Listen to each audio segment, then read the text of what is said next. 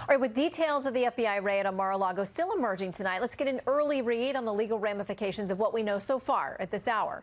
From former Deputy Assistant Attorney General John Yoo, former FBI Special Agent John Iannarelli, and former Chief Nominations Counsel for the Senate Judiciary Committee, Mike Davis, thank you all for being with us. John, I want to start with you tonight, kind of following up on what Kevin was just reporting on there. Ari Fleischer, kind of says in essence what Kevin's last quote was there. It says, all I can say is the FBI better have the goods. This better be a slam dunk criminal case. Otherwise, the Biden administration and DOJ have crossed a line of no return. If they've got the goods, announce it. Otherwise, this search on a former president's home is a disgrace. John, there's a lot we don't know tonight, but who would have had to approve this affidavit seeking the warrant and getting the warrant itself? I think this kind of decision can't be made unless it's made by the Attorney General himself, Merrick Garland, in addition to the Deputy Attorney General and other aides. This is an unprecedented step. It's never happened before.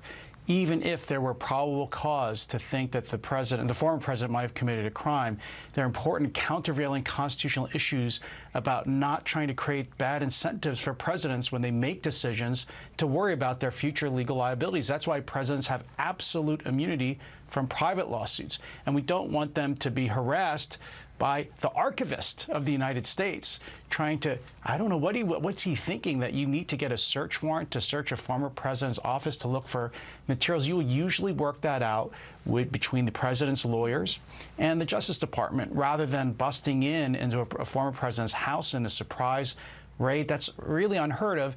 Plus, I don't think this crime of carrying classified information would be serious enough to do this. This is exactly the kind of crime that Hillary Clinton was accused of, and she was allowed to use her own lawyers to actually conduct the search first and hand over the fruits to the FBI.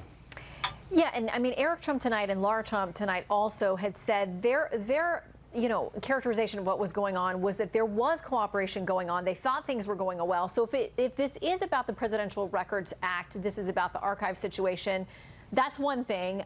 We're told tonight it's not about January 6th. We don't know. We haven't seen the warrant. We don't have the official documents. But to your point about Hillary Clinton, former President Trump made that statement tonight. He said Hillary Clinton was allowed to delete and acid wash 33,000 emails after they were subpoenaed by Congress.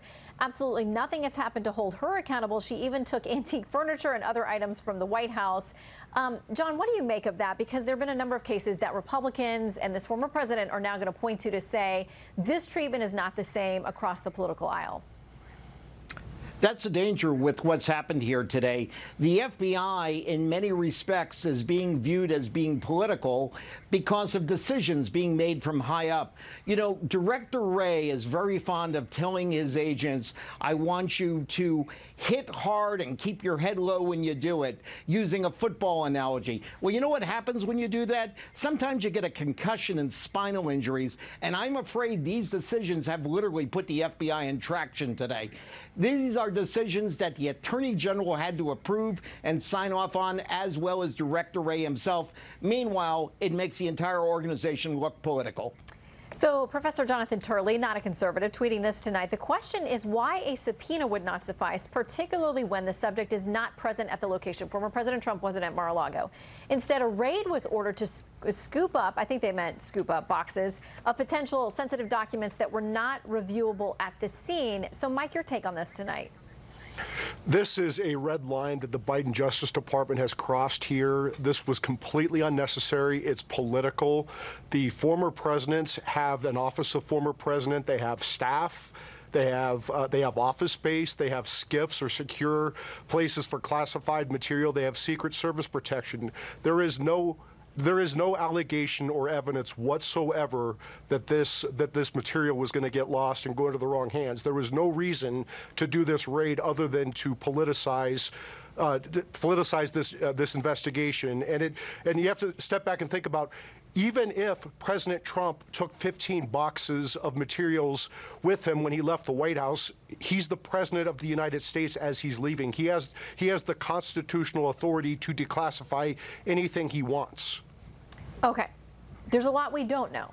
John, I had a conversation with a senator tonight, and we were talking about what we're seeing on the surface, what we know without seeing the warrant, the affidavit, any of these documents. And it raised the question, we're having this conversation, is there more we don't know that will make sense Is it your sense that the DOJ, the FBI, they have what we think they have? Or do you think there's a whole lot more we don't know about that would justify this kind of raid? I hate to say it, but I can't believe that the FBI and the Justice Department would take such a significant step unless this was, in fact, colored by the January 6th investigation, unless there were concerns that President Trump had committed some crime other than classified information. There's a lot of people in Washington who handle classified information, and they're rarely investigated or prosecuted. And this is the former president of the United States who has never been searched before in this way in our entire history. So I have to think that you wouldn't take such a serious step over this red line, unless in some way you're being influenced or you're hoping to find or you're looking for things that have to do with January 6th, which would be even more disturbing. So I'm afraid there's no way the FBI looks good here, no matter what grounds they had for the search. Yeah, because, John, on the other side, I'm being flooded by people who say they don't trust this institution anymore, and that's heartbreaking as an American. That's not something we want to happen, regardless of your party, your personal politics, or anything else. We want to be able to trust things like the DOJ, the FBI, to be neutral and to do what their job entails without the taint of politics. But there are a lot of folks out there tonight saying, we just don't trust this because of what we saw with the Steele dossier, with the FISA warrants, with the attorney who got in a lot of trouble for falsifying information. So, John, what do you say about the institution that people we need to trust it, but a lot of folks out there just don't anymore? Well, and that's part of the problem tonight that's been created by DOJ. The rank and file men and women of the FBI are doing a great job each and every day. What you have are some higher ups that are politicizing things and giving orders to agents to carry out certain actions. That's what the problem. The American public should have faith in the men and women of the FBI. It's the politicians that are ruining everything. Mike, do you think the Attorney General or anybody associated with the DOJ, with the FBI, will hold some kind of presser? Congressman Mike Turner, who I think is the ranking member on House Intel, is saying he wants a briefing for House members. Do you think the American public should get a look at the affidavit, at the warrant? Do you think that they will come forward and say, we want people to understand exactly why we did this? Here's the case. They need to, and if they don't, I think House Republicans, when they take over in January, need to impeach Attorney General Merrick Garland and FBI Director Chris Wray. This is completely they have completely politicized the Justice Department. They're ignoring obvious foreign corruption of the Biden family in Ukraine and China. They're sicking the FBI after every grandma and goofball on January 6th. They're going after parents who are protesting at Loudoun County school board meetings. Chris Wray said on Thursday in the Senate Judiciary Committee that the FBI was too busy to go arrest people who are harassing and intimidating Supreme Court justices and their families in their homes. This Justice Department is rotten to the core. And there needs to be repercussions. Well, and a note on the justices and the protests at their homes. They're now apparently showing up at their summer vacation locations as well, or at least they're being encouraged to. Protesters are. John, does it matter? Should it factor into this conversation about the fact that the White House says it didn't know about this, it wasn't part of this, but should it factor into the equation that former President Trump could very likely decide he's running again in 2024. So the current administration is carrying out activities that will involve potentially a head-to-head rival for the current president.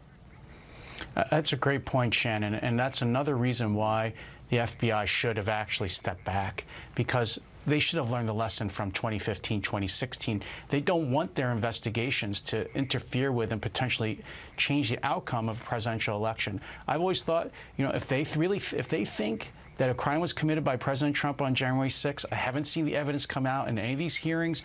Why not let the American people judge, as they did in 2020, in the electoral process? If they think President Trump was untrustworthy, if they think he was responsible for the attack on the Capitol, then they won't elect him to the presidency. Why not have faith in the American people instead of trying to politicize the use of our criminal justice system and actually to try to reach political outcomes? All right, John, and Mike, if you'll stick around, we would love to come back to you as we continue to gather information this hour. Thank you very much for your time.